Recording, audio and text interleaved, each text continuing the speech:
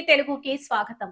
నిర్మల్ జిల్లా తానూరు మండలంలో అధికారుల తనిఖీలు ముమ్మరంగా సాగుతున్నాయి. బోసి గ్రామంలోని అంగన్వాడీ కేంద్రాన్ని ఎంపీడీఓ అమీర్ ఖాన్ ఆకస్మికంగా తనిఖీ చేశారు.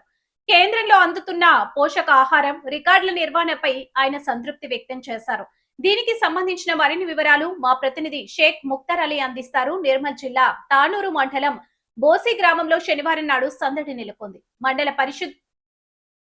మండల పరిషత్ అభివృద్ధి అధికారి అమీర్ ఖాన్ గ్రామంలోని అంగన్వాడీ కేంద్రాన్ని ఆకస్మికంగా సందర్శించారు. ఈ సందర్భంగా ఆయన కేంద్రంలోని స్టాక్ రిజిస్టర్లను, హాజరు పట్టికలను క్షుణ్ణంగా పరిశీలించారు. అనంతరం అంగన్వాడీ టీచర్ మీనాక్షితో మాట్లాడి పిల్లలకు అందుతున్న సౌకర్యాల గురించి అడిగి తెలుసుకున్నారు.